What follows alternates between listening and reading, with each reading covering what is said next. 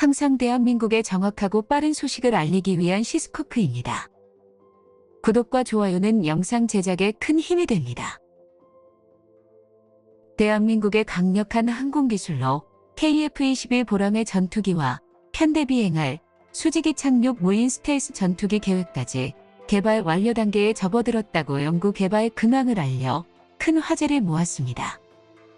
KUAV와 함께 국산 무인 전투기 통합 운용 시험 시 KF-21 전투기의 순간 무장화력이 무려 5배 이상 상승시키는 데 성공했다는 군사 무기 연구 결과를 도출했으며, 현재 한국항공우주산업은 수직이 착륙 체계를 위한 터보팬 엔진의 글라이드팬을 제작하는 데 성공을 했습니다.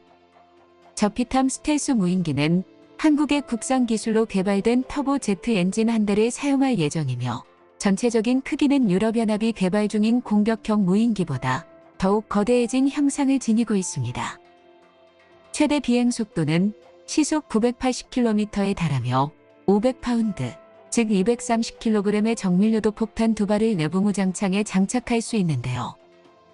이 밖에도 KF-21 전투기와 무인 전투기 간의 통합 운용은 향후 미래 공중전의 게임 체인저로 알려졌습니다. 대표적으로 무인 전투기를 우선 적진으로 보내 정찰시키고 뒤따르던 유인 전투기 KF-21 보라매가 무인 전투기로 정찰 정보를 받아 뒤에서 공격을 하는 방식도 가능합니다. KUAV의 수직이 착륙 무인 스텔스기의 보유 무장으로는 한국산 초정밀 미사일인 철룡 미사일과 KGB 정밀유도 폭탄 등 다양한 국산 미사일 무장 체계들이 대거 탑재될 예정입니다. 대한민국 역사상 최초 첫 번째 국산 전투기인 KF-21 보라매를 선보였던 한국항공우주산업이 대한민국의 미래를 위하여 차세대 무인 전투기의 성능을 최상급으로 만들고, 여기에 더해 기술이 발전되면 유인 전투기에서 직접 무인 전투기를 조종해 정찰 및 공대공, 공대지 임무를 수행하게 할 수도 있습니다. 또한 5세대 유무인 소프트웨어 체계와 함께 스텔스 무장창 역시 개발이 진행 중이며, 램 설계를 통해 2026년에 등장할 KF-21 전투기에 적용하기 전 스텔스 무인 전투기에 먼저 매립형 무장창을 적용시키겠다는 목표로 연구를 진행 중입니다. 스텔스 요소에서 가장 중요한 매립형 스텔스 무장창 개발 분야에서는 대한민국 첨단 제조업의 진정한 능력을 보여줄 것이며, 본격적인 스텔스 공대공 작전을 염두에 둔 KF-21 전투기의 성능을 판단할 최첨단 기술입니다. 한국형 무인 전투기는 거의 100% 국산 무기라고 볼 수 있으며, 그중 가장 중요한 항공기에 들어가는 터보팬 엔진 국산화는 반드시 필요합니다.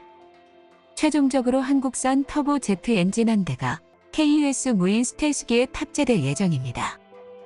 물론 현재 가장 중요한 KF-21 전투기에 엔진을 탑재하기 전 무인기에 먼저 적용시켜 보는 것이며, 만약 계획대로 엔진이 정상적으로 작동된다면 한국 역사상 최초의 국산 제트 엔진 항공기가 세상에 등장하는 것입니다.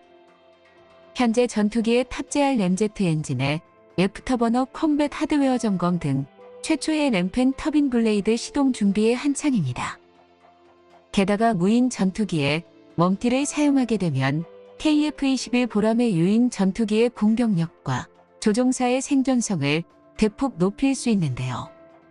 국산 전투기인 KF-21 보라매는 우리식 독자 기술로 만든 국산 전투기이기 때문에 아무런 제약 없이 국산 무인 전투기와의 독자적인 멈티 구축 및 운용이 가능하다는 게 가장 큰 장점입니다. 그렇지만 대한민국이 현재 운용 중인 미국제 전투기와 국산 무인 전투기 간의 멈티를 구축하려면 우선 미 정부의 허락을 받아야 하고, 막대한 통합 비용을 요구할 수도 있고, 심지어 대한민국의 국방력의 상승을 막기 위해 승인을 거부할 수도 있습니다. 이 밖에도 국산 무인 전투기의 조종 및 항공전자 장비, 그리고 통신 장비에 대한 소스 코드도 공개해야 합니다. 하지만 국산 전투기인 KF-21 보라매 전투기는 우리 손으로 직접 만들었기 때문에 미국의 허가와는 별개로 국산 무인 전투기와의 독자적인 멈티 구축 및 운용이 가능합니다. 이렇듯 세상에 등장한 한국형 무인 전투기란 적의 방공망 사거리 밖에서 원격으로 공격 목표를 부여하면 비행 방법을 일일이 지정하지 않아도 자체적으로 최선책을 찾아 공격 임무를 수행하도록 만들어진 차세대 전투기로 알려졌는데요.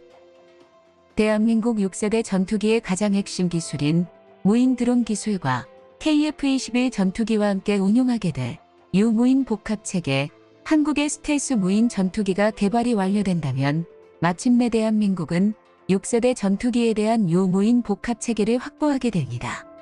국방과학연구소 관계자가 직접 이 내용을 확인시켜줬으며, 이처럼 6세대 유무인 복합체계는 차세대 전장에서 없어서는 안 될 중요한 기술 중 하나입니다. 반면 일본 측에서는 한국이 무인기 개발에 실패할 것이라고 예상하며 우리를 깔봤는데요.